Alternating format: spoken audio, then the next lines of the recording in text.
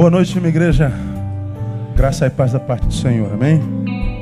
Vamos adorar o Senhor? Vamos ficar em pé? Se tiver alguém do seu lado, dá um abraço. Boa noite, amado. Graça e paz. Que o Senhor o abençoe. Que o ache no meio da multidão que começa a se formar. Derrame toda a sorte de bem e bênção sobre tua vida. E te faça crescer. Em nome de Jesus.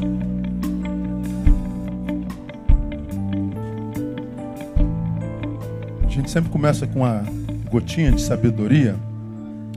Queria levá-lo a Marcos capítulo 1. Marcos capítulo 1.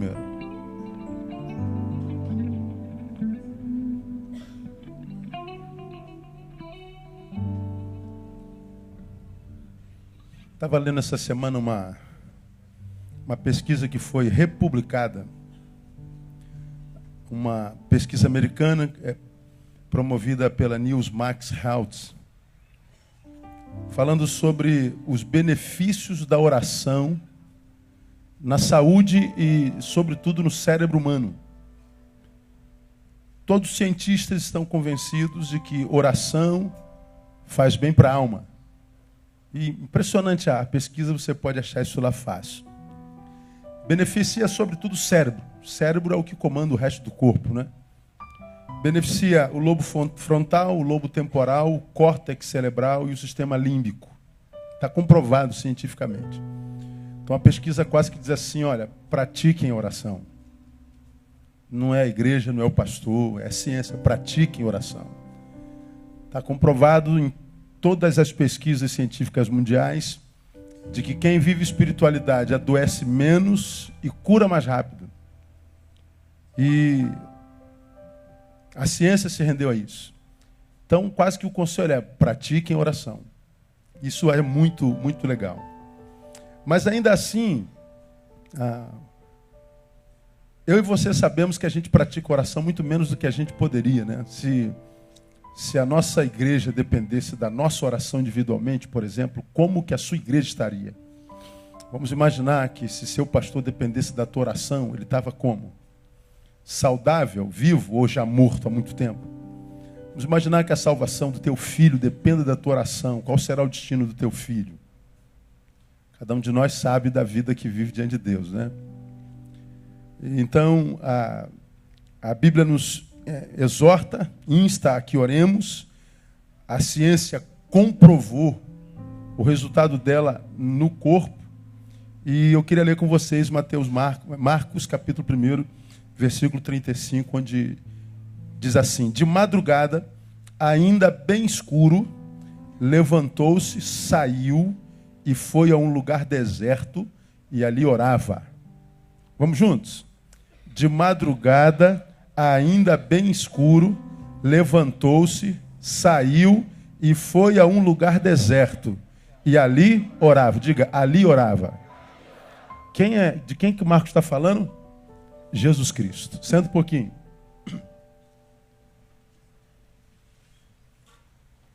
De madrugada, ainda bem escuro, levantou-se, saiu e foi a um lugar deserto e ali orava. Jesus aqui, nesse texto, resolve a questão daqueles irmãos que dizem que não oram por falta de tempo.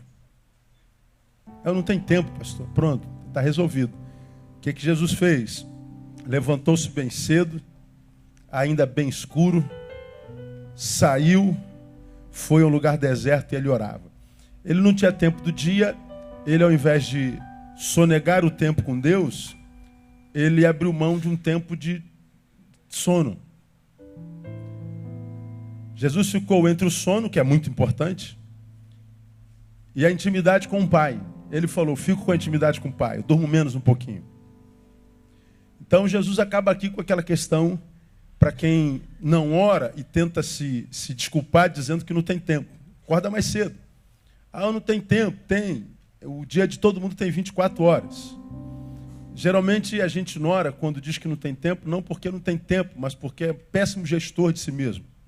O problema é de gestão. E como nós somos maus gestores, nós temos problema de valoração, de prioridades. E a gente bota a oração lá no finalzinho, se sobrar tempo. Não é? Aí a gente dá o resto para Deus e quer que Deus nos dê o melhor. A gente trata Deus como mendigo, dando esmola, e a gente quer que Deus nos trate como príncipes. Afinal de contas, nós somos cabeça, não cauda, né? Por aí é o que a gente ouve. Então a gente dá o resto e quer o principal.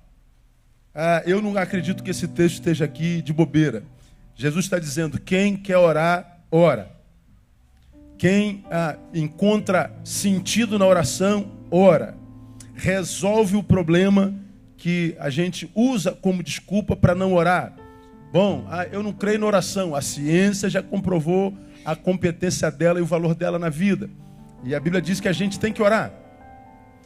E Jesus, então, acaba com essa questão. Dorme menos e ora, você vai ganhar muito mais. Então, por que a gente tem que orar? Além de ser um mandamento bíblico, além de estar comprovado cientificamente do valor dela na nossa vida. Primeiro, porque você já aprendeu aqui que a oração é o que transforma meu encontro com Deus, com Cristo, em relacionamento. Que transforma meu encontro com Jesus. Me esbarrei, encontrei com Jesus. Achei Jesus, ótimo. Então você o ouviu e pela palavra se convenceu do pecado, da justiça e do juízo pelo Espírito Santo. Então ele falou contigo, então você se encontrou com Jesus. Bom, duas pessoas querendo um relacionamento, mas só uma falou. Se você que ouviu ao Pai não fala com ele, não há relacionamento. Duas pessoas, mas ainda um monólogo. Não é relacionamento. Se ele fala comigo, eu não falo com ele, não é relacionamento. Então, quando eu falo com ele porque ele falou comigo, eu transformei esse encontro em relacionamento. Relacionamento é diálogo, duálogo. Um fala e o outro escuta, o outro fala e o outro escuta. É um diálogo. Relacionamento pressupõe ouvir Deus e falar com Deus. É um diálogo, nunca um monólogo. Então, qualquer um que imagina ter se encontrado com ele, mas que com ele não fala, ilude-se achando que com ele desenvolva algum tipo de relacionamento. Não se desenvolve. Eu posso me encontrar com ele e continuar um estranho, mesmo que na igreja todo dia. Não há intimidade. Aí nesse texto Jesus me ensina que nem Deus, quando homem, quis ser homem sem intimidade com o Pai. Mesmo Deus, quando homem, quis passar pela terra sem comunhão com o Pai. Jesus era Deus, diminuído, encarnado, mas mesmo Deus disse, eu não quero passar por aqui sem comunhão com o Pai. Ele tinha tanto a fazer, resgatar a humanidade, mas ele arrumou tempo para oração. Parece que para Jesus era importante ter comunhão com o Pai, mesmo sendo Deus. E às vezes nós, sendo homens, pensando que sejamos super-homens, achamos que não precisamos nem do Pai. E a gente passa como que se o Pai não existisse. A oração é importante, transforma meu encontro com Jesus em relacionamento. Segundo, a gente termina a nossa gotinha. A oração revela no homem o quanto ele deseja ouvir Deus. Quando eu falo com ele, me encontrei, desenvolvo relacionamento, no ato de falar, revelo para Deus o quanto tenho desejo de ouvi-lo. Bom, uma das coisas que a gente mais ouve em gabinete pastoral, pastor, Deus não fala comigo. Toda hora o seu irmão, Deus falou comigo, a irmã, Deus falou comigo, Deus falou comigo, Deus não fala comigo. Mas por que Deus não fala contigo? Porque Ele sabe que se falar contigo você não vai ouvir. Ele sabe que se falar contigo não haverá obediência, não haverá a consagração de valor na sua fala. Ele conhece a tua capacidade auditiva espiritual. Ele sabe o quanto Ele é importante para você através da forma como você o trata. Como é que Deus sabe que Ele é importante para mim? A proporção do tempo que eu passo com Ele. Ora, você não passa nem um tempo comigo, por que eu vou perder tempo falando contigo se eu sei que eu não sou importante para ti? Então, oração não revela só a intimidade que eu tenho com Ele, mas revela para Ele o quanto eu desejo ouvi-lo. Deus não fala com quem Ele sabe não vai ouvir. Por isso que a sua palavra diz que a sua palavra não volta vazia. Por que a sua palavra não volta vazia? Porque toda vez que Ele fala com alguém, Ele fala com alguém que Ele sabe vai ouvir. Ele não joga a conversa fora. Nem Deus, quando o homem quis ser homem sem comunhão com o Pai. Então, quando Jesus diz que levantou-se de madrugada, escuro, saiu, foi um lugar deserto, ele orava, ele está dizendo, não abra mão desse privilégio. Está comprovada o bem que a oração faz ao ser humano, não só para o seu corpo, para o seu cérebro, para a sua alma, mas para o seu espírito. Somos um povo chamado para relacionamento. Não somos um povo chamado para fazer para Deus. Somos um povo chamado para estar com Deus. Mais importante do que fazer para Ele é estar com Ele. Porque o que a gente faz para Ele, Ele poderia fazer sem nós melhor do que nós mesmos. Então a minha oração é que Deus possa nos abençoar com fome. Pão Ele já é. Ele possa nos abençoar com sede. Água Ele já é. E a gente vai buscar água e pão à proporção da fome e sede que nós temos. Quando nós oramos, quando nós falamos, nós revelamos para Ele o tamanho da nossa fome, o tamanho da nossa sede. Louvado seja o nome do Senhor. Vamos aplaudir o Seu nome, vamos adorá-lo. Vamos ficar em pé. Aleluia. Feche seus olhos. Uma frase de louvor ao teu Deus, uma frase de adoração, uma frase de gratidão. Você foi ao trabalho hoje, voltou para casa. Teu filho foi à escola, voltou da escola. Ele pôs pão sobre a tua mesa hoje o dia inteiro. A chuva cai, mas Ele te dá um teto para debaixo dele te abrigar.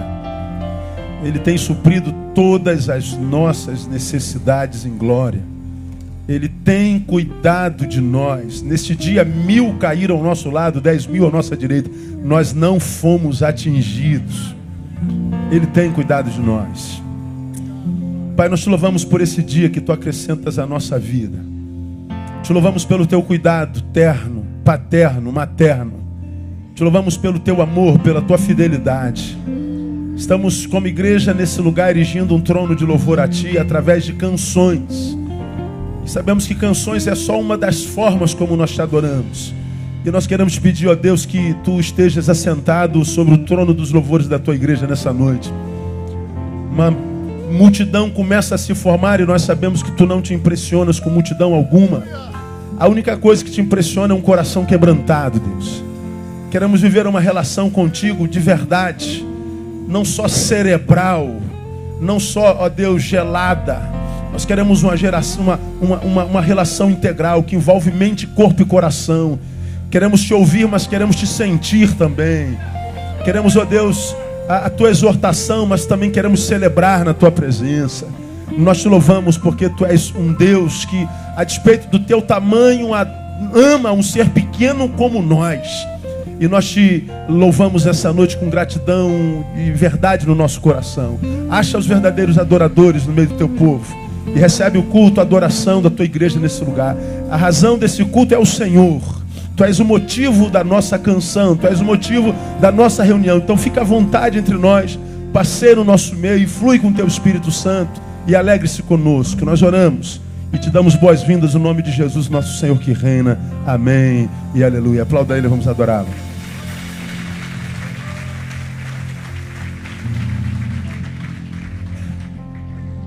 Aleluia, Jesus.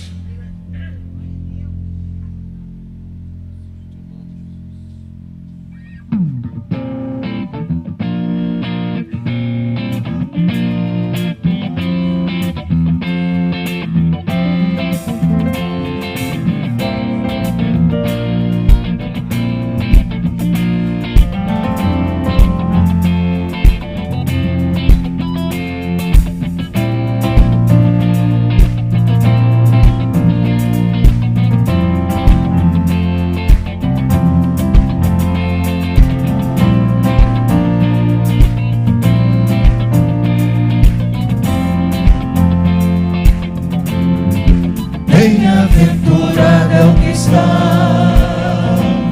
firmado em tua casa,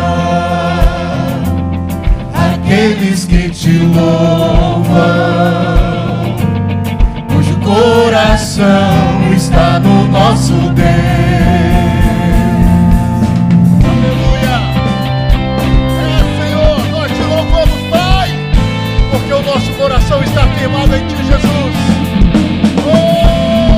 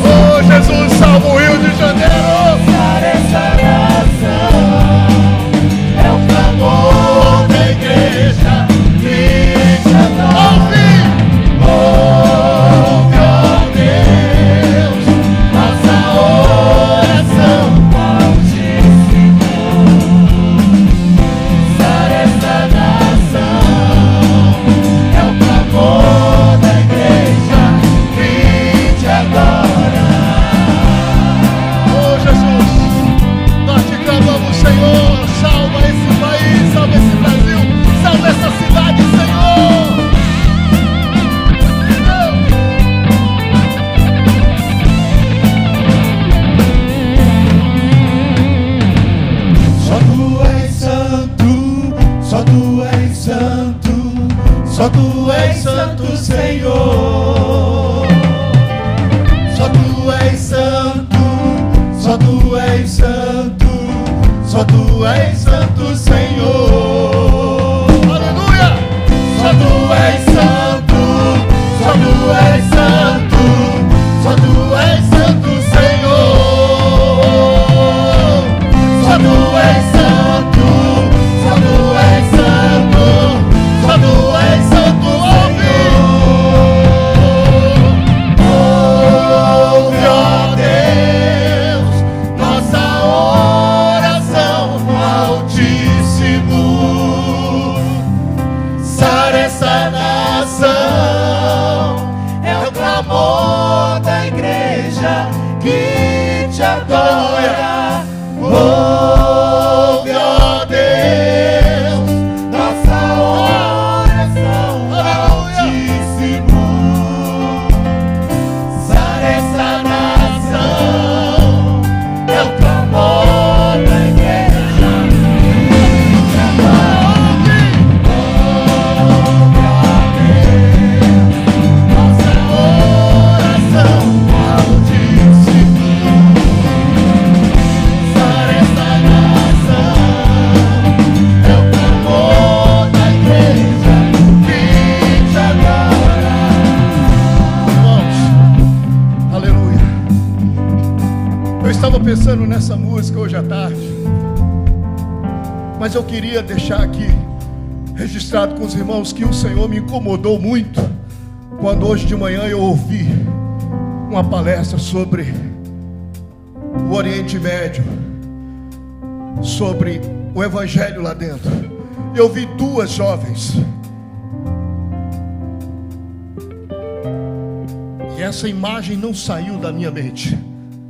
Até agora pulsa aqui dentro do meu coração. Aquelas duas jovens marcadas por aquele regime ditatorial, aquele regime que queria matá-los. Aquelas duas jovens vestiu a camiseta, vestiu a roupa e disse: eu tenho honra de receber essa marca. Aleluia. E eu pensei, que crente eu sou, porque tem uns que estão lá com a vida sendo arriscada, sendo ali buscada por aqueles famintos de matarem pessoas. Mesmo assim, elas disseram: eu tenho orgulho do nome de Jesus. Aleluia. Eu pude olhar aquela semblante, aquelas jovens tão novas. A esperança humana não tinha mais, mas existia dentro delas a esperança da glória, que é Jesus Cristo. E nós vivemos num país onde tudo você pode dizer que é: eu sou de Jesus, eu sou de Buda, eu sou de qualquer coisa. Você pode dizer, mas tem muitos que mesmo assim não dizem o nome de Jesus, porque não tem coragem de se mostrar diante das pessoas. Eu te digo hoje, o Senhor quer te resgatar e te tirar dessa tumba. Venha para a vida. Aleluia.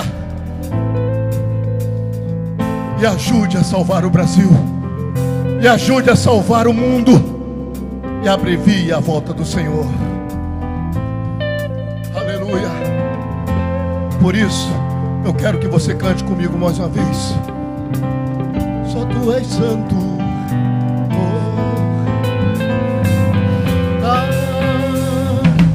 só tu és santo, só tu és santo, só tu és santo, Senhor. Diga sem vergonha, diga com o peito aberto e fale.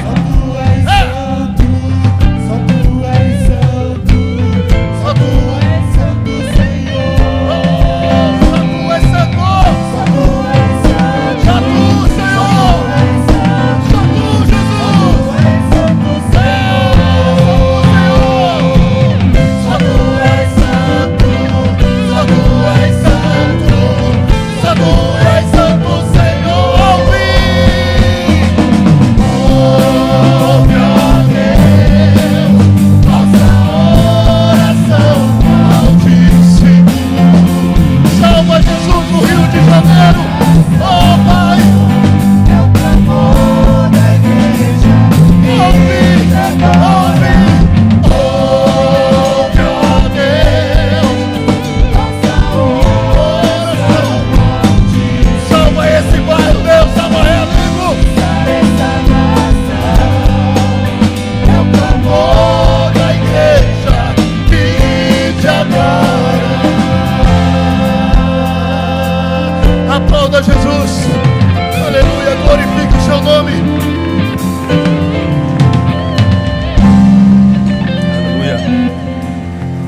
orar mais uma vez. Te louvamos, ó Deus, pelo privilégio e liberdade de te adorar que temos.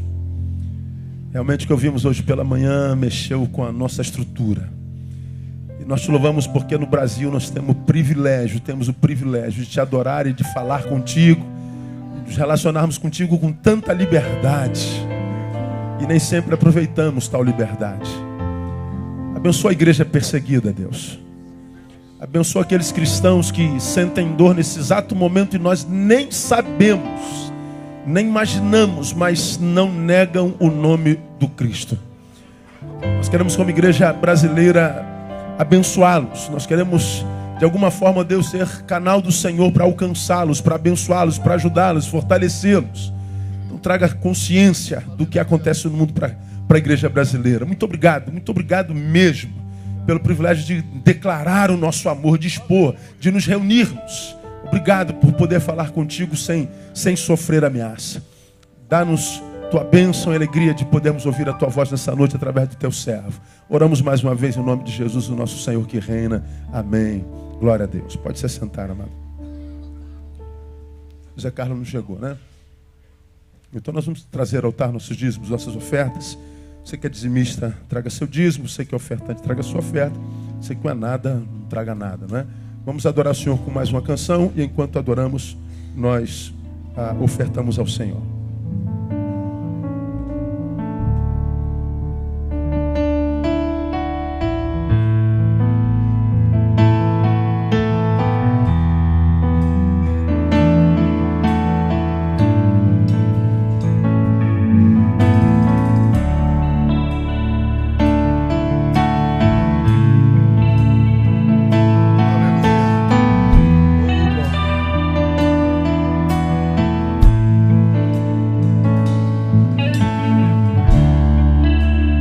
Música esmorece e o resto desaparece.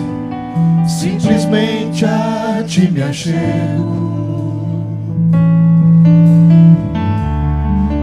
ansiando oferecer algo de valor para abençoar teu coração. Mais que uma canção eu te darei, pois apenas uma canção não é o que queres de mim. Mais profundo busca, Senhor, do que os olhos podem ver. Queres meu coração. Estou voltando à essência da adoração, e a essência és tu, a essência és tu, Jesus. Oh, me perdoa pelo que eu fiz dela, pois a essência és tu, a essência és tu.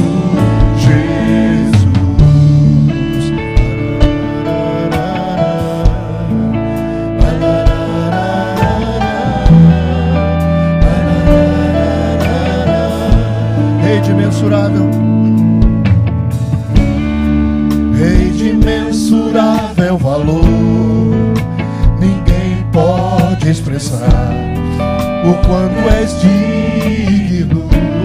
Aleluia. Embora eu seja um pobre fraco, tudo que tenho é teu, cada fôlego meu. Então valorize.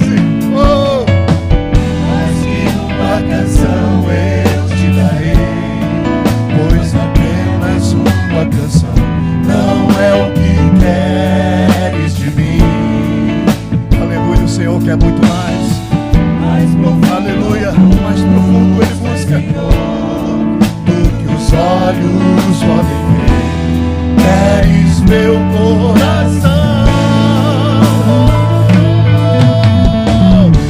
Estou voltando à essência da adoração, e a essência és tu, a essência és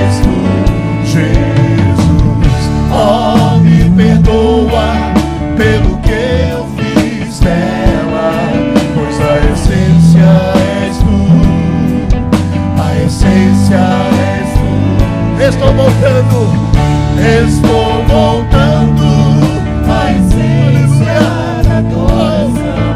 A essência és tu, a essência és tu, Jesus. Oh, me perdoa pelo que eu fiz nela, pois a essência és tu, a essência és tu, Jesus.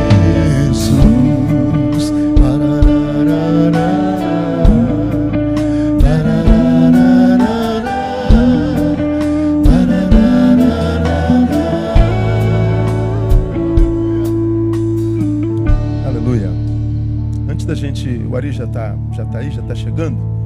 Enquanto ele chega, deixa eu lembrar a igreja algumas atividades que ainda nós temos essa semana. Romão fez citação das duas meninas que ele viu de manhã. Nós recebemos hoje o missionário George B. Ele não diz o nome dele todo, ele é o substituto do irmão André em Portas Abertas. Irmão André, para quem conhece missões, labuta na área de missões, ama missões, conhecido como contrabandista de Deus, fundou Portas Abertas e socorre a igreja perseguida no mundo. Irmão André é um gigante de cristão, um dos homens que, pelo menos na minha concepção, entre os crentes deste século, são um dos mais relevantes. Já está com 87 anos, está passando o bastão, e quem está assumindo o lugar dele em Portas Abertas, socorrendo a igreja perseguida, é o George. Esteve aqui de manhã e trouxe algumas informações do que acontece no norte da África e no Oriente Médio. Algumas notícias muito tristes das mortes dos nossos irmãos que a gente acompanha. Nós só não temos a dimensão do tamanho dessas mortes e a metodologia, como que está a coisa no Oriente Médio. Mas também traz notícias alvissareiras, né? Nunca em tempo algum na história da humanidade, tantos islâmicos se converteram como agora. São milhares e milhares e milhares de conversões todos os dias. E é impressionante cada testemunho que ele compartilhou com a gente hoje. Ele estará conosco domingo que vem no culto da manhã. Então ele vai ministrar, domingo que vem, ele vai estar conosco falando por 1h15 sobre a realidade da igreja no Oriente Médio e também no norte da África. Então você que ama missões, você que tem orado pela igreja perseguida, se interessa pelo tema, eu acho que nós deveríamos nos interessar. Está convidado para estar com a gente no próximo domingo, no culto da manhã, no culto das 10, onde o George estará conosco também ministrando. Sempre lembrando, não pode fotografar, não pode filmar. O culto da manhã, os irmãos que nos acompanham aí religiosamente, nós vamos divulgar o culto até a hora da mensagem. Na hora da mensagem, a gente tira as imagens, fica só o som. Então, os irmãos que da internet estão sempre reunidos para ouvir o culto aí, Brasil afora e mundo afora. Domingo de manhã nós teremos o culto até a hora da mensagem, depois a gente corta sinal, pelo menos da imagem. Se der para deixar só voz, nós deixaremos voz, mas a imagem não é possível, tá certo? Ele é um missionário que não pode ser conhecido como tal. Trabalho maravilhoso. No sábado nós temos reunião de mulheres. Márcia pede para lembrar que nós estaremos recebendo aqui uma irmã chamada Thaís Smith, que vai estar falando sobre educação financeira e comportamental. O que você não controla, controla você. Então todas as mulheres estão convidadas, desafiadas, intimadas para estarem aqui no próximo sábado de 9 às 12. Vai ter um café e ela pede para que você, mulher, se inscreva. Quem não se inscrever pode vir, não vai ganhar a lembrança que a igreja está preparando para as mulheres que virão, tá certo? Então você pode se inscrever. Tem stand aqui hoje, Marta? Não, né? Então não tem jeito. Pode vir, já acabou, só não vai receber a lembrancinha. A mulher gosta desse negócio de lembrancinha e tal. Mas mais importante é a palestra que você vai receber. Eu tenho divulgado esse mês brincando que essa irmã vai falar sobre a educação financeira. Eu tenho desafiado os homens a mandarem suas mulheres para a igreja no sábado de manhã. Ela vai ensinar nossas mulheres a mexer com cartão de crédito. Imagina que bênção, não é? Então, traga a sua mulher, né? Faça com que ela venha, porque o beneficiário vai ser você, marido. Lembra disso, né?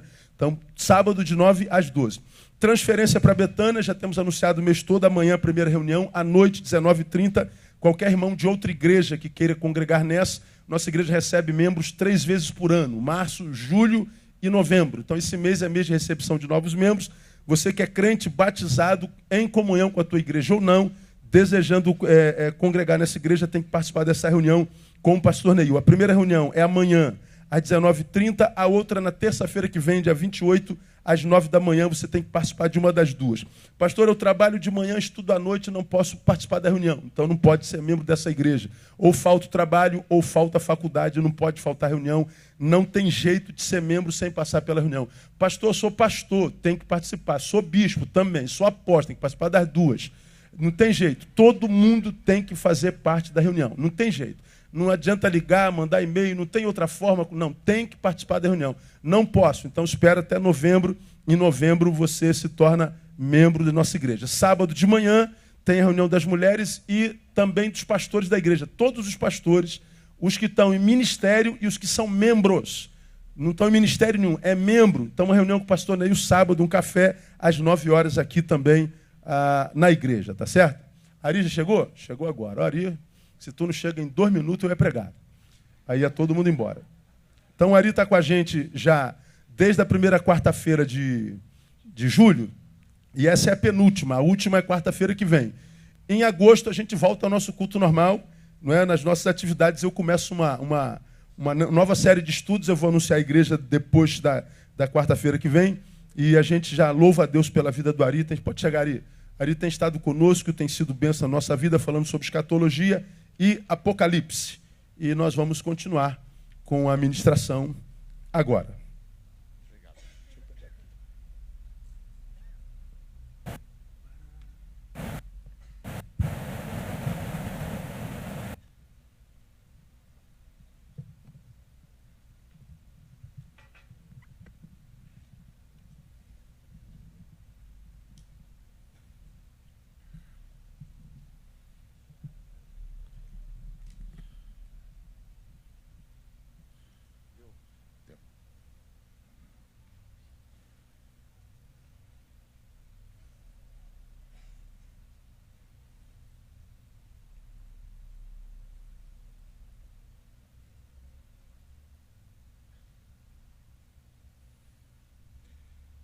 Boa noite, a graça e a paz. A partir de Apocalipse 6, de 1 a 11, até o versículo 19 do capítulo 11, nós temos a abertura dos selos. Os selos são para tapar as coisas para ninguém ver, e as trombetas são para mostrar, para anunciar tudo que tem de ser anunciado. Vi quando o Cordeiro abriu um dos 7 selos, e ouvi um dos 4 seres viventes dizendo, como se fosse voz de trovão: vem. Vi então, eis um cavalo branco, e o seu cavaleiro com um arco, e foi-lhe dado uma coroa, e ele saiu vencendo e para vencer. Aqui a abertura dos selos é o resultado da oração dos santos. Quando o Senhor, lá em Apocalipse 5, ele aparece, ele toma o livro da mão daquele que estava sentado diante que estava sentado no trono, os anciãos chegam para ele, se ajoelham, e tendo cada um deles, versículo 8, e quando tomou o livro, os 4 seres viventes e os 24 anciãos prostraram-se diante do Cordeiro, tendo cada um deles uma harpa e taças de ouro cheias de incenso, que são as orações dos santos, e entoavam um novo cântico. O que são essas taças de ouro cheias de incenso? São as orações dos santos. O que as orações dos santos estavam fazendo na mão dos anciãos? É porque Jesus está sendo entronizado e está assumindo, entrando e inaugurando o novo sumo sacerdócio da ordem de Melquisedeque. Então, para você ter uma ideia, basta você fazer a seguinte pergunta: quantas vezes os judeus oravam por ano? E quantos judeus oravam por ano antes do Senhor Jesus? A resposta é um judeu só, o sumo sacerdote. Ele orava uma vez por ano, porque só ele entrava no Santo dos Santos, e o Santo dos Santos é que é o lugar onde a gente ora. Então ele era um sumo sacerdote da ordem de Arão. E os sumos sacerdotes da ordem de Arão só podiam entrar no Santo dos Santos uma vez por ano e fazer a oração. E as orações de tantos judeus, durante todo aquele ano, ficavam esperando pela oração do sumo sacerdote. Se Deus atendesse a oração do sumo sacerdote, atendesse o sumo sacerdote e perdoasse o pecado do povo de Israel, então todas as outras orações eram ouvidas. Se o sumo sacerdote fosse morto e a oração do sumo sacerdote não fosse ouvida, o que quer dizer que Deus não aceitou o sacrifício e não perdoou o povo, todas as outras orações perdiam o seu efeito. Só um homem orava, o sumo sacerdote.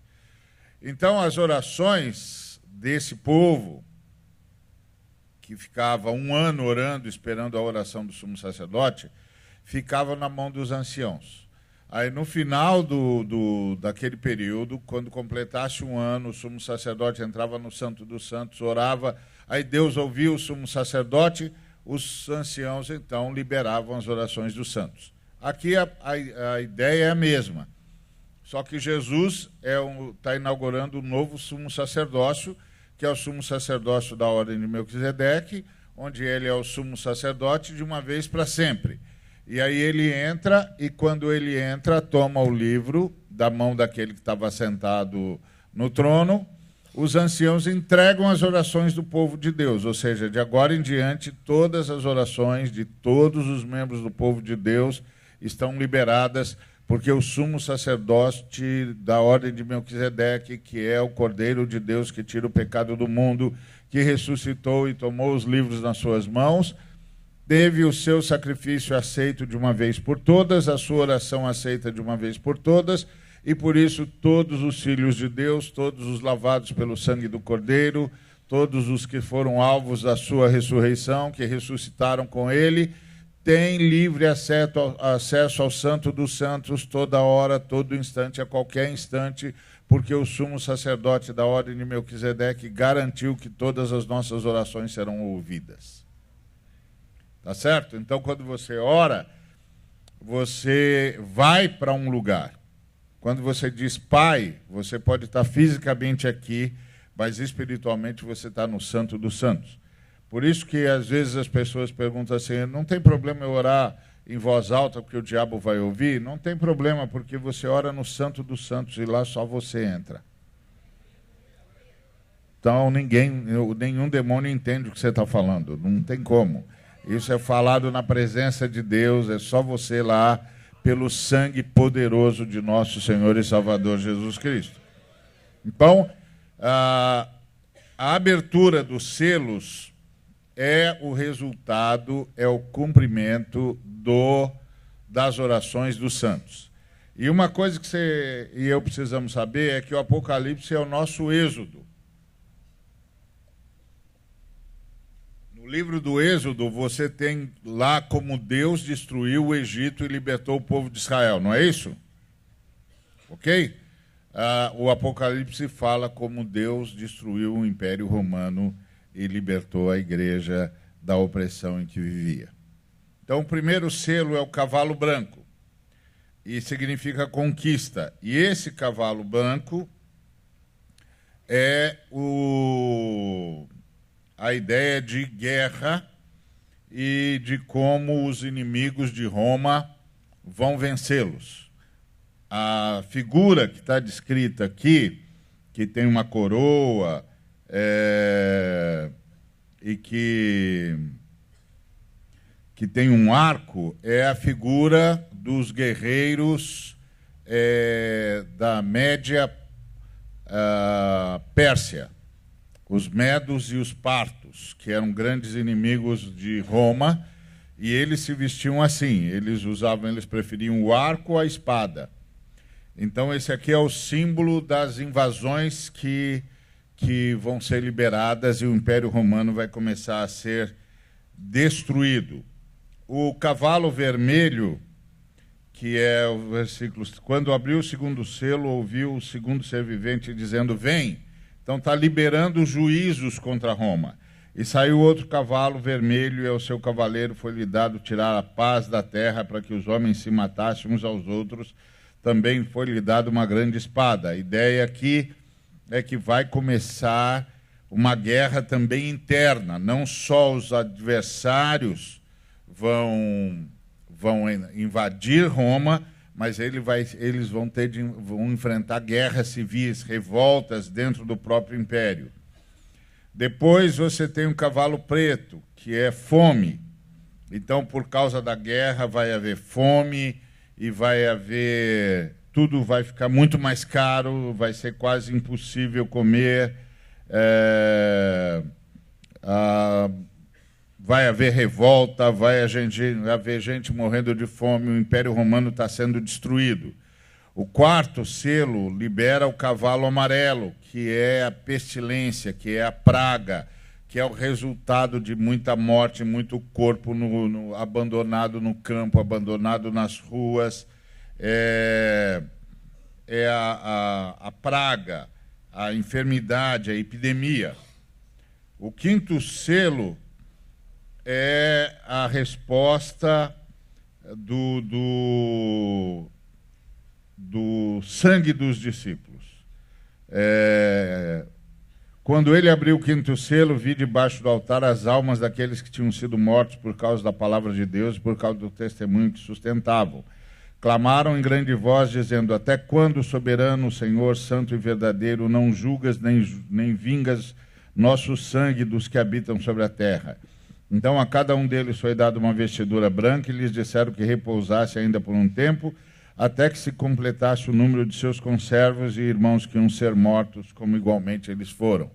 Então havia uma grande perseguição em Roma, sob Domiciano, e o João viu os irmãos pedindo a vingança do seu sangue, e eles foram avisados que ainda haveria mais mortes, mas que o sangue deles seria vingado. Não sei se você já parou para perceber, mas nas Escrituras, todo ato de ação, de obediência a Deus, chega a Deus como uma intercessão. Todas as vezes que um cristão, todas as vezes que um servo de Deus obedece a Deus, anda de acordo com a vontade de Deus pelo poder do Espírito Santo, a obediência dele é uma oração de denúncia contra todos aqueles que desrespeitam Deus, que não o honram, que não o adoram. A gente pensa que a melhor forma de protestar contra os que ofendem a Deus é acusá-los, é denunciá-los. Não, a melhor forma de protestar contra os que afrontam a Deus é obedecer a Deus. Então, quando nós obedecemos Deus, quando nós decidimos que vamos fazer as coisas do jeito de Deus, cada gesto nosso é como uma oração a Deus. E essa oração denuncia o estado de rebelião vigente e pede interferência de Deus. E quando a gente é martirizado e o nosso sangue é derramado, nós nos tornamos intercessores perfeitos. Porque nosso sangue se une ao sangue de Abel, que desde o chão clama por vingança. O sangue de Abel é acompanhado pelo sangue de Cristo, que aparece no livro de Hebreus como um sangue que fala mais alto do que o sangue de Abel. Por isso, quando você tem martírio, você sabe que vai haver uma mudança na história, porque o sangue dos mártires faz deles intercessores perfeitos. Não que eles morrem e vão orar a Deus, mas a morte deles é uma oração. A obediência deles é uma oração. O sangue deles manchando a terra é uma oração que não se cala e que ninguém consegue calar diante de Deus. Por isso que a gente está assistindo agora no mundo que persegue os filhos de Deus, um nível de conversão como nós nunca tínhamos percebido nesses anos todos, e a impressão que a gente tem, a gente que está no campo missionário e trabalhando com missão no mundo todo, a impressão que a gente tem é que o sangue dos mártires está fazendo efeito. Porque as pessoas que estão matando os nossos irmãos estão ficando loucas. E estão correndo atrás da Bíblia. E estão correndo atrás de Deus. E estão com aquela sensação de que fizeram algo terrível. Então, a gente não pode nunca subestimar o que Deus pode fazer a partir da obediência e da seriedade dos seus filhos. O 6º selo desencadeia outro juízo, que é o juízo dos terremotos. Aí é uma das outras formas como o Senhor foi destruindo o Império Romano. O Império Romano passou por muitos cataclismos, erupções, terremotos, maremotos. A história conta como os romanos não sabiam o que fazer com tanto cataclismo. Nas cidades inteiras foram soterradas. Dimensões inteiras do império foram sacudidas por terremotos, por vulcões, etc. Tem muitos relatos na história mostrando como o Império Romano foi sendo sacudido pela série de cataclismos que se abateu sobre eles. Muito bem, e a partir do capítulo 7, do versículo 1 até o versículo 17, você vê que o Senhor está destruindo o Império Romano, mas está protegendo os seus filhos. Porque a pergunta que se faz depois que você abre o 6º selo é: o que acontecerá com os santos de Cristo enquanto estiver em progresso essa obra destruidora? Eles vão escapar ou vão ser vitimados por ela? E aí foi introduzido esse parêntese, que é o capítulo 7, do versículo 1 ao 17, para mostrar que Deus providenciou proteção para os irmãos de Roma. Então, lembre-se, o livro de Apocalipse foi primeiramente escrito para dizer aos irmãos da igreja que estava sendo perseguida, principalmente os da Ásia Menor, que Deus iria destruir o Império Romano. E depois ele joga tudo para o futuro e a gente entra na fase do juízo final, que vai envolver todos os seres humanos. Então, o selo de proteção seria colocado na testa dos discípulos e todos os crentes seriam assim assinalados, então eles seriam poupados dessa destruição. É o que aparece no número 144 mil. 144 mil é a totalidade dos crentes que serão protegidos, que não é a totalidade literal, é a totalidade simbólica, quer dizer, todos os crentes vão estar sob proteção, porque é 12 vezes 12 vezes 1000. Então você lembra que a primeira coisa que a gente falou aqui foi dos números, que os números no Apocalipse e na escatologia são simbólicos. Então você não pode pegar os números e usá-los literalmente, senão você vai entrar numa confusão que não vai sair mais. Dá certo? Então os santos vão estar protegidos, mas sofrendo a perseguição dos romanos, mas protegidos do juízo de Deus aos romanos. Tá certo? Aí depois você tem o 7º selo, que é a abertura do 7º selo, que está lá no capítulo 8, a partir do versículo 1. Quando o Cordeiro abre o 7º selo, começam a tocar as trombetas, e as trombetas são para anunciar juízo. E tem uma fase de transição, não é? Essa fase de transição, ou fase intermediária, prepara o caminho para o que vem na visão seguinte. E essa fase de transição é o silêncio no céu. Então, para os engraçadinhos, não tem nada a ver com o fato de que não vai haver mulheres no céu, não. É o silêncio que faz com que os anjos aguardem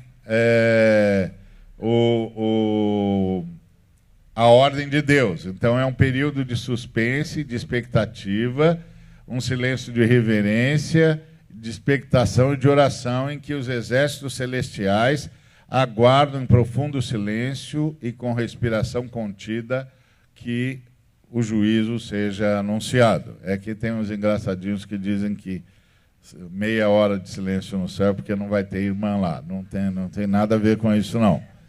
As irmãs vão estar lá sim, e o silêncio é porque é uma transição. Agora vão ser anunciados os juízos. Então, a primeira trombeta desencadeia calamidades. Versículo 7 do capítulo 8. Uma horrível tormenta de enxofre em chamas misturado com saraiva e sangue que desce do céu, e que uma terça parte da terra é ferida.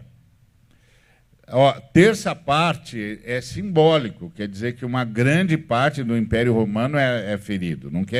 Não é a terça parte, literalmente. Tá? Os números são simbólicos. Na segunda trombeta é uma erupção vulcânica que atirou no mar uma enorme montanha flamante, e os peixes morreram. Então você vai ter cataclismos, você vai ter problemas ambientais. Ao soar a terceira trombeta, cai do céu uma estrela que arde como uma tocha e fere os rios e as fontes das águas. Então você vai ter um problema de seca e de envenenamento. A quarta trombeta, as estrelas se escureceram, deixando a terra mais escura ainda. Então, é juízo, invasão dos gafanhotos, perda do contato com a luz do sol em vários momentos. Deus está destruindo o Império Romano. É isso que o Apocalipse está dizendo. E o que o Apocalipse está dizendo, Deus está destruindo o Império Romano e destruirá todos os impérios que se levantarem contra a igreja. Ponto. Do mesmo jeito que Deus está destruindo o Império Romano, ele vai destruir todos os impérios que se levantarem contra a igreja. A igreja é o centro da história redentora de Deus. Então, são descrições de calamidades naturais, como um agente de destruição contra Roma, que é a inimiga do povo de Cristo. Uma das causas principais, como eu já disse, da ruína do Império Romano, foi uma série de calamidades naturais que, de fato, levaram o Império ao colapso. Uma série de terremotos, de erupções vulcânicas, de enchentes e outros fenômenos da natureza. Ao soar da quinta trombeta, surge a praga dos gafanhotos, versículo 9, capítulo 9, de 1 a 12, que é personificado por uma enorme estrela que cai do céu e deixa aberto um abismo. E, ao princípio, ele só vê grandes fumaças que escurecem o próprio sol, e, aos poucos, essa fumaça deixa ver gafanhotos. Essa fumaça de gafanhotos não é o gafanhoto que destrói a plantação, porque esses gafanhotos são descritos como verdadeiros monstros. Esse gafanhoto simboliza a podridão infernal, a decadência interna do Império Romano. De fato, das coisas que levaram Roma ao colapso, uma delas foi uma sucessão de governadores e líderes corruptos. Então, quando você tem a corrupção investigada, você está bem. Quando você não sabe da corrupção, mas não sabe onde ela está, significa que a sua nação está sendo destruída. Porque a corrupção está comendo solto e ninguém sabe. Mas quando a corrupção começa a vir à tona, de duas uma. Ou você vai corrigir a corrupção e vai salvar a sua nação, ou você vai sucumbir diante disso. Mas você nunca sucumbe diante de corrupção que é investigada. Você sucumbe diante de corrupção que não é revelada. Então, quando a corrupção não é revelada, ela consome a nação. E foi o que aconteceu com Roma. O Império Romano caiu no buraco, no abismo que a corrupção interna do império cavou. Os maus governadores que nunca foram investigados, os líderes corruptos que nunca foram investigados, que nunca foram presos, que nunca tiveram de devolver o que pegaram, acabaram com a glória do Império de Roma. E isso também é juízo de Deus. A luz é sempre socorro de Deus, as trevas, juízo de Deus. Então está escondido, então está sob juízo. Está revelado, então Deus está socorrendo. Lembre-se sempre que Deus trabalha na luz. E uma das coisas mais impressionantes é que quando Deus está presente, os demônios se manifestam. Você pensa, devia ser diferente. Não, claro que não. Porque eles estavam escondidos. Eles estavam escondidos, eles estavam na sombra, eles estavam na noite, na escuridão, ninguém via. E eles fazendo o que queriam, do jeito que queriam. Quando o Senhor aparece, os demônios são forçados a se mostrar. E quando eles são forçados a se mostrar, então há libertação, então há cura, então há expulsão, então as pessoas são libertas. Demônios escondidos é uma tragédia. Uma tragédia. Por isso que você vê em muitas passagens, quando Jesus chegava na sinagoga, rapidinho apareciam os demônios. Mas não é possível. Os demônios perseguem Jesus? Não, os demônios são expostos por Jesus. Porque Jesus chegou, eles não vão conseguir ficar escondidos. Então sempre lembre disso. Deus trabalha na luz, não trabalha na escuridão. Deus trabalha na luz. E a forma como Deus trabalha é espargir luz. Quando Deus esparge luz, Ele está socorrendo. Quando Ele permite as trevas, é porque Ele está julgando. O som da sexta trombeta traz o segundo ai sobre os homens. O sexto anjo tocou sua trombeta e ouviu uma voz vinda do altar, que lhe ordenou que soltasse os 4 anjos que estavam presos juntos ao grande rio Eufrates.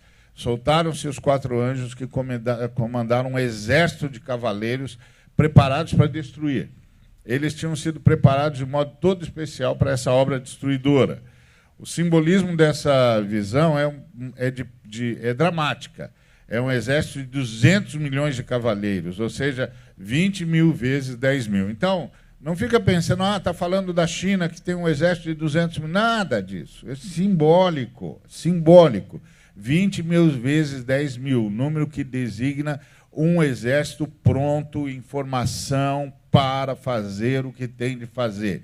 É um número de perfeição, ou seja, está pronto, está do jeito que tem de estar e vai agir. É uma tropa que ocuparia um espaço de 1 milha de largura por 85 milhas de comprimento. É gente que não acaba mais, né? Eles usavam couraça de fogo, seus cavalos tinham cabeças como de leão, suas bocas raiavam fogo e fumo, enxofre, e ao invés de caudas comuns, eles tinham serpentes como cauda, de modo que eles podiam matar os homens de todos os lados e de todas as formas. E 1/3 parte foi destruída.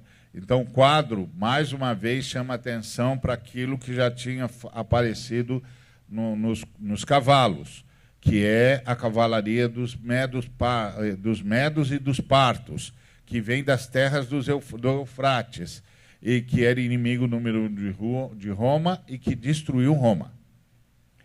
Depois você tem do capítulo 10 ao capítulo 11, do capítulo 10:1 ao 11:13, você tem o anúncio do juízo de Deus. Interrompe-se o juízo introduzido pelas trombetas e começa uma nova manifestação de Deus. E se soltam os anjos e os 7 trovões, que são mensageiros da vingança de Deus. Aí o João come do livro para se tornar profeta. O livro é doce no seu paladar e pesado no estômago. É o chamado profeta. E todos os profetas de Deus são assim. Eles dominam a palavra, mas, ao mesmo tempo, eles sentem angústia. Não tem como ser profeta de Deus sem participar da angústia de Deus. Não tem como ser profeta de Cristo sem participar da dor de Cristo. Não tem como ser profeta de Cristo e não sofrer o que resta dos sofrimentos de Cristo pela igreja. Não tem como. Então, João agora está sendo chamado a profetizar. Depois, no meio dessa nova mudança, e o João sendo chamado a profetizar e os irmãos morrendo, o João é mandado medir o templo. E a medição do templo não é que ele está voltando para o Antigo Testamento, é que Deus está dizendo para ele que o seu povo vai ser protegido e preservado, que o povo vai sobreviver a Roma. E as duas testemunhas poderosas, elas não falam de Elias e Enoque, ou de Elias e mais alguém que vem no final dos tempos. As duas testemunhas tipificam a igreja, a verdadeira igreja, que vai sempre ser o pregador que nunca cessa de dar o seu testemunho nos tempos escuros da humanidade, até que venha o grande dia. Então, era verdade lá em Roma. O Senhor está dizendo ao João que a igreja vai continuar pregando, a igreja vai continuar anunciando, a igreja vai continuar enfrentando Satanás, a igreja vai continuar lutando, mas não vai ser derrotada. É as duas testemunhas. A igreja tem todos os recursos que precisa para sobreviver a todo tipo de perseguição. Algumas pessoas, quando leem esse texto, dizem: é porque os dois que não morreram, Enoque e Elias, vão vir nos últimos tempos e vão ser duas testemunhas.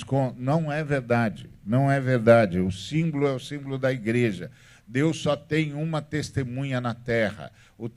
A testemunha que Deus tem na terra é a igreja. E o fato de que dos lábios deles saem fogo, dos lábios deles saem poder, dos lábios deles, da boca deles saem fogo, é o poder da igreja. É o poder da igreja. O problema é que a igreja foi parando de orar e foi parando de ver o poder que está concentrado aqui. Poder que está concentrado aqui. O número de anjos que estão aqui a serviço da igreja, esperando que a igreja ore, esperando que a igreja clame, esperando que a igreja peça. No interior de São Paulo tem um conselho de pastores. Eu já contei esse testemunho aqui, acho que nesse curso. Tem um conselho de pastores. É o conselho de pastores mais antigo do Brasil. Nasceu na Segunda Guerra Mundial. Tinham 4 igrejas naquela cidade. Começou a Segunda Guerra Mundial. O Brasil estava se preparando para ir para a guerra. Os 4 pastores decidiram que iam se reunir para orar. Orar pelo Brasil, orar pelos soldados, orar pelo mundo. E esse conselho continua até hoje. Um dia, esse conselho tinha reunido 52 igrejas. 52 pastores de 52 igrejas estavam participando do conselho. Eles decidiram que iam orar pela cidade deles. E que cada dia uma igreja iria jejuar e orar. Então, 52 dias de oração e jejum, orando pela cidade.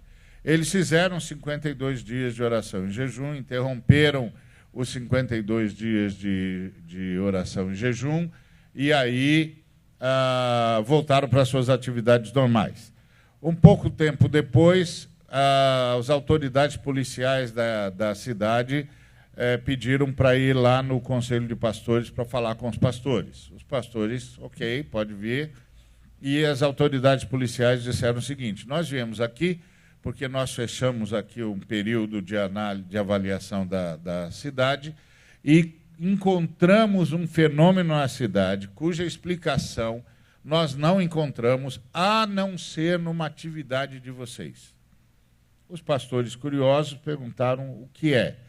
e eles disseram, nós nos demos conta que durante 52 dias nessa cidade, 52 dias seguidos nessa cidade, não houve nenhum assassinato. 52 dias. É uma cidade enorme, é uma cidade polo no meu estado, uma cidade riquíssima, cheia de gente, cerca de 1 milhão de pessoas. Durante 52 dias não houve um assassinato nessa cidade.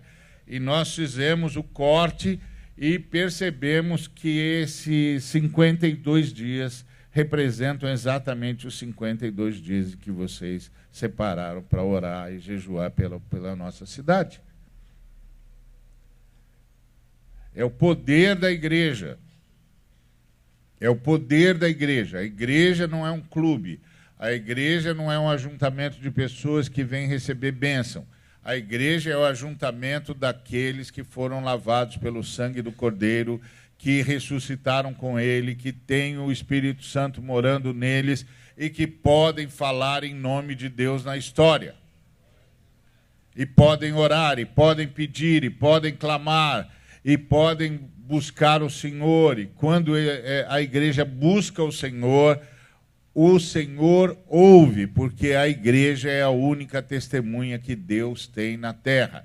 Não virá nada substituir a igreja. Não virá nada porque a igreja falhou. Deus não tem plano B. Deus só tem o plano A, é a igreja. Deus só tem uma história que ele está administrando, é a história da redenção. Deus não tem um plano B. Não pensa, vai haver, nós vamos embora. Aí vem 2 caras super poderosos. Não é a igreja. É a igreja. 2 é o número do testemunho. 2 é o número da testemunha da mensagem poderosa de Cristo no mundo. Simboliza a igreja em movimento, levando o evangelho de Jesus a todas as nações. E o poder da igreja é o poder da oração. Os anciãos disseram isso. Eles reinarão sobre a terra. Como é que sacerdotes reinam? Sacerdotes reinam de joelhos.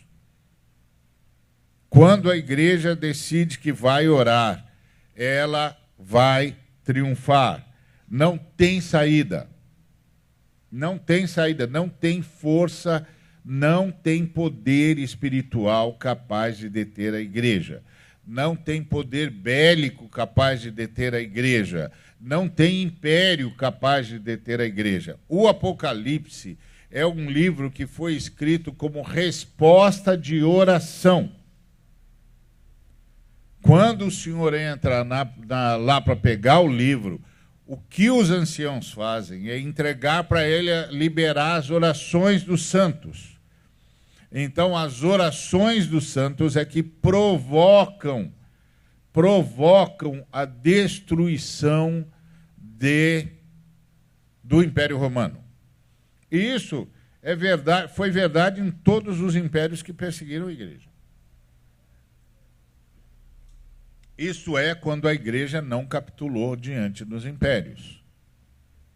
Quando a igreja capitula, por exemplo, a igreja já capitulou diante da riqueza na Europa. E está capitulando nos Estados Unidos. Está se rendendo à riqueza, já se rendeu à riqueza da Europa, está se rendendo à riqueza nos Estados Unidos. Aí a igreja vai se auto-envenenando. A igreja vai se auto-envenenando. Mas enquanto a igreja estiver na presença de Deus, não há força entre os homens e nas trevas capaz de deter a igreja. E a história é enorme de fatores para dizer sobre isso. Eu me lembro quando eu estava na Missão Portas Abertas, que o Sendeiro Luminoso estava atacando os pastores e matando os pastores nas florestas no interior do Peru. E o governo do Fujimori também matava os pastores, todo mundo matava os pastores, matava os crentes. Era um inferno para a vida da igreja do Peru, aquela fase em que o Fujimori, o governo do Fujimori e o Sendero Luminoso se enfrentavam nas florestas do Peru. E quem mais sofreu foi a igreja, quem mais sofreu foram os pastores.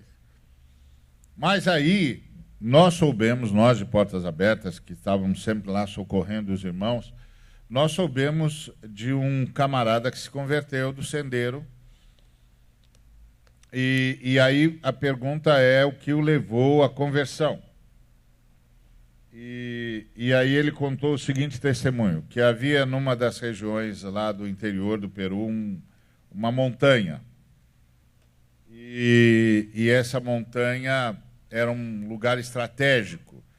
O Sendero Luminoso queria dominar a montanha, porque de lá dominava todo o vale, e o governo do Fujimori também queria dominar a montanha, porque de lá dominava todo o vale. Mas eles não conseguiam entrar. Então, eles invocaram os bruxos para descobrir se aquilo lá era espiritual. E pediram que os bruxos descobrissem, e os bruxos descobriram. E que os bruxos, então, se era espiritual, que os bruxos quebrassem aquela força espiritual, fosse ela qual fosse. E os bruxos descobriram e falaram para os caras o seguinte: realmente a questão é espiritual. E a questão é a seguinte: tem 2 igrejas evangélicas no alto daquela montanha, lá nas comunidades. E eles se uniram. Eles se uniram em oração. E em oração eles estabeleceram um perímetro em volta da montanha. Enquanto eles estiverem unidos em oração, ninguém entra. Nem nós entramos, nem o governo entra e nem vocês entram. Ninguém entra. Os cristãos tomaram aquele lugar. Isso é a igreja. O livro do Apocalipse é um livro que conclama a igreja à oração, que conclama a igreja a participar da história a partir da oração. A oração, os joelhos dobrados, dão lucidez para a mente, agilidade para os pés e adestramento para as mãos. Tem gente que pensa que gente que ora é gente que não vai fazer nada. Pelo contrário, eu não conheço ninguém que seja ativo no reino, que não seja de fato alguém de oração. Não conheço ninguém. Conheço muita gente que tem discurso de ação, mas não tem vida de oração. E aí, quando eu procuro para ver o que eles estão fazendo no reino, eu descubro que eles não estão fazendo nada. Eles estão fazendo discurso. Eles estão fazendo discurso. E eles ou então estão fazendo um discurso ideológico ou estão fazendo um discurso contra aqueles que estão fazendo a obra do reino de Deus. Mas não estão fazendo nada. Porque são os joelhos dobrados que dão lucidez para a mente, que dão agilidade para os pés e adestramento para as mãos. Então, o livro do Apocalipse é um livro de oração. Olha o que a oração do povo de Deus fez. A oração do povo de Deus derrotou o Império Romano. Não sem um custo do martírio, porque o martírio, como eu disse, faz de cada um de nós intercessores perfeitos. O resultado do pacto de Deus é extraordinário, porque na 7ª trombeta você tem a transição, o pacto de Deus, do capítulo 11, do versículo 14 ao 19. No fim da 6ª trombeta é estatuído 2 visões de natureza consoladora para os irmãos. E quando soa a 7ª trombeta, um exército de vozes celestiais declara: os reinos do mundo vieram a ser de nosso Senhor e do seu Cristo, e ele reinará para todo sempre. Não quer dizer que ele está anunciando o fim do mundo ali, mas ele está dizendo que Cristo realmente reina sobre as nações. Ou seja, não tem nenhuma força na terra capaz de resistir à igreja do Cristo. Não tem nenhuma força na terra capaz de resistir o reinado da igreja. Então, quando o texto diz: os reinos do mundo vieram a ser do nosso Senhor e do seu Cristo, e ele reinará para todo sempre, significa, não importa o que o inferno faça, Não importa o que as nações façam, não importa o que os líderes pensam que podem fazer, não importa as forças das armas, não importa os boatos, não importa coisa nenhuma. Os reinos do mundo são do Senhor, e a sua igreja é o seu corpo, e por meio do seu corpo ele leva a sua mensagem salvadora onde quer que ele vá. Não tem como barrar a igreja. Então o resultado é para confortar os cristãos diante do conflito. Deus mostra ao seu povo lá no Apocalipse o seu pacto no templo celestial. Por isso o templo está medido, eles estão protegidos. Isso simboliza que Deus não se esqueceu do seu povo, nem do seu pacto com eles. A igreja estará em luta brava com o mundo, sempre. A perseguição satânica rugirá alto, mas o pacto que Deus fez com o seu povo está de pé e firme, e os cristãos sairão vencedores. Não tem como a igreja ser derrotada. Agora, quem é que pode derrotar a igreja? Só a igreja. Só a igreja. Se a igreja não sabe agradecer, se a igreja não sabe orar, se a igreja não é fiel, a igreja se derrota. A igreja se derrota. Quando a igreja não consegue mais crer, não consegue mais obedecer, não consegue mais orar, não consegue mais confiar, ela está se matando. Não tem forças capazes de destruir a igreja, a não ser a própria igreja. Por isso que o Apocalipse começa com a carta às 7 igrejas da Ásia. Jesus dizendo para as suas igrejas: só vocês podem se derrotar. Só vocês.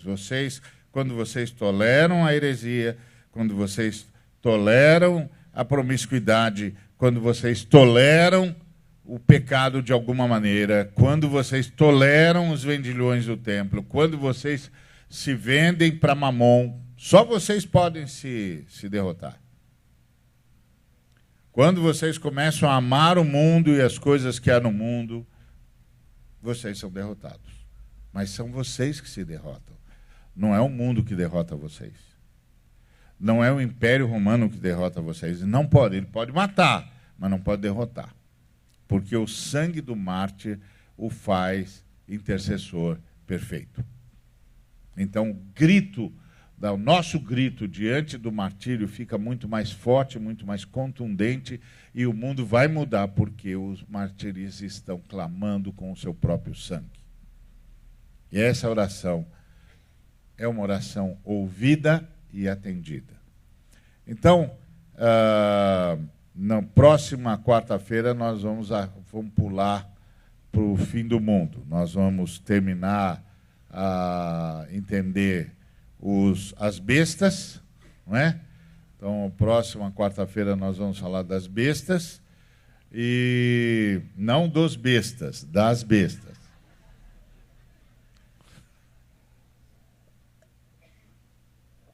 Vamos falar das bestas do Apocalipse e vamos pular para o fim do mundo e para o novo céu e a nova terra, onde habita a justiça, que é a nossa escatologia. Como é que nós sabemos que a nossa história acabou? Isso é escatom. Quais são os sinais de que a nossa história acabou? De que vai começar uma nova fase na história da igreja e, portanto, na história do mundo. Então, hoje eu queria terminar ao ver com você a 7ª trombeta, que declara a vitória de Cristo contra todos os impérios que se levantarem contra ele, portanto, que se levantarem contra a igreja. Com essa nota, qual foi a vitória da igreja que estava sendo perseguido por Domiciano? Oração. Essa foi a vitória da igreja. O que é o Apocalipse? O Apocalipse é Jesus respondendo à oração do seu povo. Quando ele toma o livro para abrir os selos, ele está respondendo à oração do seu povo. E ele está enxugando as lágrimas de João, que clama por um povo que está sendo destruído, como se destrói inseto. Então, a oração do seu povo começa a deflagrar o juízo de Deus. Então, a nossa oração tem dois efeitos. Dois efeitos. Um efeito é a conversão, a salvação. E outro efeito é o juízo. Há muitos exemplos disso. Eu me lembro de um grupo de brasileiros que estavam numa determinada região, onde um sujeito a serviço de Satanás fazia o que quisia. Invocava os demônios e fazia o que queria na cidade. Aí os pastores se reuniram e foram falar com ele. E disseram para ele que ele tinha de parar e que ele tinha de entregar a vida para Jesus. E ele zombou dos pastores. E os pastores disseram para ele, olha, essa é a nossa último apelo a você. Se você não parar, você vai morrer. Deus está te dando uma última chance. Você pode entregar a vida para Jesus agora e vencer os demônios, ou você vai morrer. E ele deu risada e morreu na semana seguinte. Exatamente como os pastores disseram. E morreu no lugar onde os pastores disseram que ele ia morrer. Você não vem aqui, não vai sempre lá no rio pescar? Pois a próxima vez que você for lá, você vai morrer. A gente não sabe o que é o poder da igreja. Por isso nós nos metemos em tantas bobagens, nós acreditamos em tantas falácias, nós nos deixamos levar por tantos boatos e nós realmente achamos que precisamos de um sem número de esquemas. Mas nós somos os sacerdotes de Deus. Nosso papel aqui é ser instrumento da justiça de Deus. E a justiça de Deus tem dois caminhos: a conversão e o juízo. Dois caminhos: a conversão e o juízo. O tempo todo é assim. Porque Deus tem uma história, a história da redenção, e Ele vai levá-la até o fim. O Apocalipse é um livro fruto de oração. Por que que o Apocalipse foi dado a João? Porque o povo de Deus que estava sendo perseguido de forma atroz pelo Império Romano clamou a Deus por socorro. E Deus ouviu o seu povo e julgou o Império Romano. E, para além disso, deu ao seu povo a visão do fim. Isso é o Apocalipse, isso é a nossa escatologia. Amém? Que Deus nos abençoe.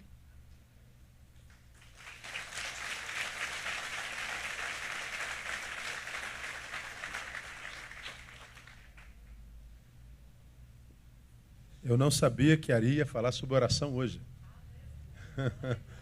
A gotinha foi sobre oração, não é? Então nós vemos o poder da oração. Aí, para curiosidade nossa, o testemunho da cidade do interior de São Paulo, onde 52 dias de oração foram feitas, repercutiu na cidade como 52 dias sem homicídios. Um dos crimes mais cometidos no Brasil, qual é, Ari? É o homicídio. 50 mil homicídios por ano. São 137, 138 homicídios por dia que acontecem no Brasil. Um dos maiores índices de homicídios do mundo. Então, uma cidade ora por 52 dias com jejum e oração e passam 52 dias sem homicídio. Oração preserva a vida. Está claro. Tem muitos exemplos disso. Aí eu, nas minhas elucubrações, fiz uma continha que compartilho com os irmãos para a gente ir embora mastigando. Um ano tem quantos meses? 12. 12 meses tem quantos dias? 365 contando com os bi, não é? 365 dias tem quantas horas? 8.760 horas. 8.760 horas tem quantos minutos? 525.600 minutos. 525.600 minutos tem quantos segundos? 31.536 segundos. Nós somos 42 milhões de evangélicos. Dava para nós darmos 1 segundo de oração para cada crente por dia, e nós cobriríamos o Brasil de oração o ano inteiro, o dia inteiro. Ainda sobrariam 10 milhões de crentes para tirar férias. Tu imagina, Ari, 31.560.000 crentes orando, um por segundo. Tu ora 1 segundo, o Joel ora 1 segundo, eu oro 1 segundo, você ora 1 segundo, ou seja, não dá nem tempo de orar, é só estar na presença do Senhor. A gente acabava com os homicídios no Brasil. Estou viajando demais? Só um pouquinho, né? Mas tem que viajar mesmo, não é verdade? Então, como a gente falou no início do culto, nem Deus, quando homem, quis ser homem sem comunhão com o Pai. Jesus não abriu mão da oração, ele abriu mão de um tempo maior de sono. Ele acordou de madrugada, ainda escuro, bem cedo, foi para um lugar deserto e ali falou com o Pai. Ele não abriu mão, mesmo sendo Deus, de ter comunhão com o Pai. Então, acho que é chegado o momento da gente clamar ao Senhor oração mesmo. Que oração não seja só, como vocês já aprenderam aqui, sinônimo de petição. A petição está contida na oração, mas não é oração propriamente dita. Por isso que a Bíblia diz para nós falarmos com ele com orações e súplicas. Então, oração é contato constante com o Pai, é relacionamento. Então, nós estamos vivendo esse escatom, como nós aprendemos com Ari. Eu acho que o último estudo vai ser ainda mais digamos, vai mexer mais com a gente. Vamos ver sobre o fim do mundo, não é isso? Sobre, portanto, a volta do Cristo. Vamos falar sobre os juízos, novos céus e nova terra. Então, não falta na quarta-feira, não. E até quarta-feira, ora. Vê se você ora 1 segundo por dia, pelo menos. Será que dá para orar? 1 segundo por dia? Dá ou não dá? Dá ou não dá? Então, se a gente orar 1 segundo por dia, a gente acaba com homicídio no Brasil. Quem sabe a gente acredita no poder da igreja, no poder da oração. Então nós temos que orar primeiro pela igreja. Não é? A gente confunde igreja com templo, igreja com liturgia, igreja com ajuntamento, igreja é muito mais do que isso. E a gente louva a Deus porque Ele nos tem dado entendimento disso. Obrigado, Ari. Mais uma vez, Deus te abençoe. Vamos ficar em pé? Queria que você desse um abraço no irmão que está do seu lado, profetizasse uma noite de bênção na vida dele, um restante de semana abençoado no Senhor. Lembrando, amanhã reunião de transferência, no sábado reunião de pastores e de mulheres. Domingo a gente recebe o George, que é o substituto do irmão André, de Portas Abertas, falando sobre a igreja perseguida. E eu acho que todo cristão deveria conhecer a realidade da igreja perseguida. Eu almocei com o George hoje e com o Jonathan, que é o líder da Missão Portas Abertas Brasil, e conversando com ele, eu perguntei qual é a maior dificuldade que a gente tem hoje para levantar a igreja no Brasil, para abençoar mais a igreja perseguida. Informação. A gente não tem como atingir todos os líderes. A gente não tem como despertar o interesse da igreja pelo sofrimento da igreja perseguida. É muito difícil. Aí eles estão clamando por socorro. Clamem por socorro, clamem por socorro. Nos ajudem. Nos ajuda a informar a igreja. A gente não sabe nem o que a informação vai produzir na igreja brasileira, mas nem informar a gente consegue. Então a gente tem formado parceria, tentando dar a nossa contribuição do jeito que a gente pode. Tivemos uma reunião de pastores hoje, um grupo de pastores. Vamos conversar com a Ari para que a gente possa fazer uma parceria, Ari, para a gente ajudar Portas Abertas, porque é a instituição mais séria hoje trabalhando com a igreja perseguida. Existem outras. Foi citado aqui já nesse mês uma experiência que viveu um missionário da Operação Mobilização, de um líder do Isla, que, incomodado com as decapitações, ele não dormia, porque todo cristão decapitado era decapitado cantando um hino de louvor ao Senhor. Eles não acham desespero na face dos cristãos. Eles não entendem como o cristão pode estar indo para a morte com a face brilhando e aparentemente alegre. Então, cada cabeça que rola, cada sangue que cai na terra, como Ari falou, que se junta ao de Abel e faz um clamor vivo e perfeito, não é? Que sobe aos céus com um clamor vivo e perfeito, isso gera uma mensagem na cabeça do islâmico, que é muito poderoso, é muito mais poderoso do que qualquer palavra que a gente possa pregar. Esse líder do Islã procura um missionário em off e diz: eu quero uma Bíblia. Não é possível. O que tem em vocês que faz vocês irem para a morte cantando? E a gente está vivo e não consegue ter paz, não consegue ter alegria. Eu quero uma Bíblia, deve ter alguma coisa melhor do que isso que eu estou fazendo, disso que eu creio. E está lá o líder do Islã convertido. Jorge falou que no Irã nós temos uma das maiores igrejas do Oriente hoje. Milhares e milhares de islâmicos se convertendo. Milhares e milhares de outros que ainda não se converteram, mas já sabem que não querem permanecer no Islã. Você sabe o que está acontecendo na minha visão? Quando Jesus diz que ele tem muitas ovelhas que não são desse rebanho, ou seja, dos que estão junto dele, ele está dizendo também que ele tem ovelha lá no Islã. E para alcançá-los, tem que mostrar para eles no Islã o que é aquilo lá. E isso está sendo usado por Deus para mostrar o que é aquilo, para que a ovelha que está lá dentro se manifeste. Então, o testemunho dos cristãos tem produzido o maior número de conversão já vista na história do Oriente Médio e do norte da África. Deus é tremendo, irmão. Deus é tremendo. E o que a gente tem dito, pelo menos na nossa igreja, nós não queremos ficar fora dessa história. Se Deus está escrevendo uma nova história, nós queremos fazer parte dessa história. Nós não vamos permitir que uma pedra clame no nosso lugar. Porque se a gente se calar, ele vai usar pedra. E a gente tem dito aqui, no meu lugar não. Que a gente possa sair daqui dizendo, não, no meu lugar não, Deus. Eu vou querer fazer parte dessa nova história que está sendo escrita nesse tempo da humanidade. Vamos aplaudir a ele? Ele é digno de toda a honra, toda a glória, todo o louvor. E o nosso poder não está no revide.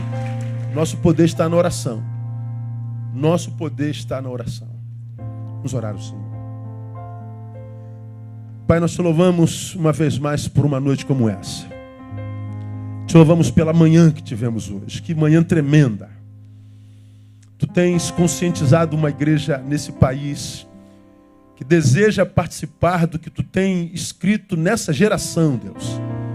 Te louvamos que, embora saibamos que tu não possas contar com 42 milhões de evangélicos, se tu tiveres 2 ou 3, acontece do mesmo jeito. Tu estás no meio deles, é a tua presença que faz com que aconteça e não a quantidade de gente que está em torno da tua presença.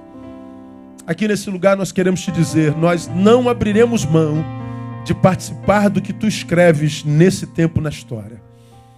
Eis-nos aqui, usa-nos a nós. Eis-nos aqui, envia-nos a nós. Nós queremos ser canais do Senhor para essa geração, sinais do reino nessa geração. Ajuda-nos a depender mais do Senhor. Ajuda-nos a mantermos um relacionamento mais íntimo com o Senhor. Queremos viver no Brasil o que aquela cidade no interior de São Paulo viveu. Interceptar o poder da morte através da oração. Cremos que quando tu te manifestas, as coisas mudam mesmo de fato e de verdade. Muito obrigado pelos teus filhos aqui presentes. Que essa palavra possa calar nos seus corações e produzir a mudança necessária. Te pedimos por último, ó Pai, que tu nos leves para casa como tu nos trouxeste. Que todos, absolutamente todos os que daqui saírem, cheguem em suas próprias casas, sãos e salvos, e que recebam do Senhor, por graça e misericórdia, um restante de semana abençoado na tua presença. Por Jesus de Nazaré nós oramos e no nome dele clamamos. Amém e glória a Deus. Deus abençoe os irmãos. Até domingo, se Deus permitir.